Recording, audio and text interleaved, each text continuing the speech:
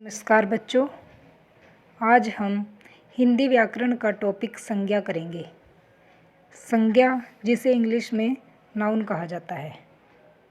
संज्ञा, सबसे पहले परिभाषा। संज्ञा किसे कहते हैं?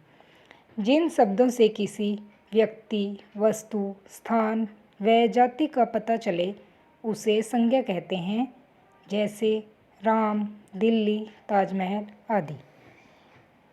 मतलब कि किसी वस्तु, व्यक्ति, जाति या स्थान के नाम को संज्ञा कहते हैं। तो किसी भी नेमिंग वर्ड को संज्ञा कहा जाता है। संज्ञा के भेद। संज्ञा के 3 भेद हैं: व्यक्तिवाचक संज्ञा, जातिवाचक संज्ञा और भाववाचक संज्ञा। व्यक्तिवाचक संज्ञा किसे कहते हैं? किसी विशेष व्यक्ति, वस्तु या स्थान के नाम को व्यक्तिवाचक संज्ञा कहा जाता है। जातिवाचक संज्ञा, जो शब्द पूरी जाति का बोध कराए उसे जातिवाचक संज्ञा कहा जाता है। और भाववाचक संज्ञा, जिन संज्ञा शब्दों से किसी व्यक्ति के गुण, दोष का पता चले उसे भाववाचक संज्ञा कहा जाता है। भाववाचक संज्ञा जो है भावनाओं से, एक अनुभव करने से संबंधित है। अब यहाँ पर इनके व्यक्तिवाचक, जातिवाचक और भाववाचक संज्ञा के उदाहरण देखिए। उदाहरण व्यक्तिवाचक संज्ञा, इसके उदाहरण हैं हिमालय, गंगा, राम, दिल्ली आदि। जातिवाचक संज्ञा के उदाहरण हैं लड़का, घोड़ा, शेर, नहर, पर्वत आदि। ये किसी जाति को संबोधित कर रहे हैं। और भाववाचक संज्ञा बुढ़ापा, खुशी, सुंदरता, मिठास, खट्टास आदि। ये जो है भावनाओं से जुड़ी होती है, मतलब ये अनुभव करने की चीज़ है। अब है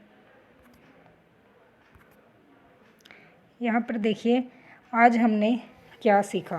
सबसे पहले हमने संज्ञा की परिभाषा।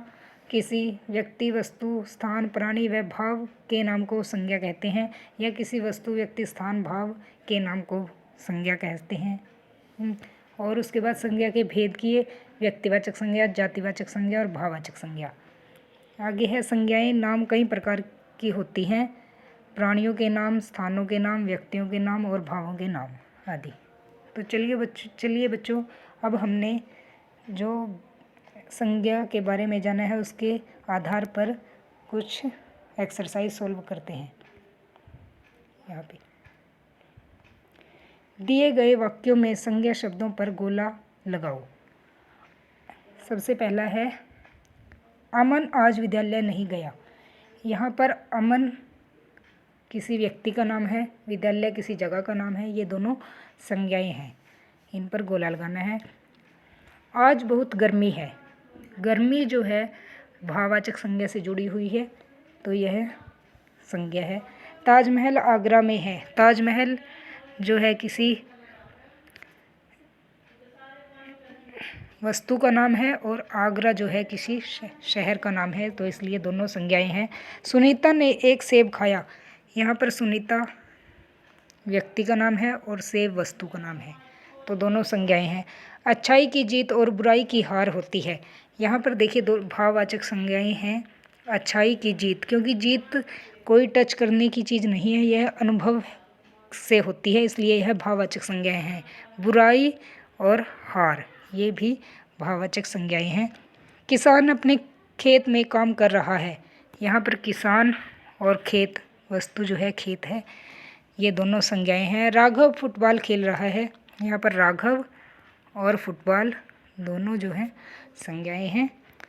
तो इस प्रकार बच्चों यह एक्सरसाइज अपनी नोटबुक में करें और संज्ञा की परिभाषा और संज्ञा के भेद, उनके उदाहरण ये अपनी नोटबुक में लिखें और ये एक्सरसाइज नोटबुक में करें और इसको रिवाइज करें। और हमारी हिंदी व्याकरण का पेज नंबर 23, 24 और 25 भी एक बार रिवाइज करें। ओके बच्चों, घर पर रहें, सुरक्षित रहें। धन्यवाद।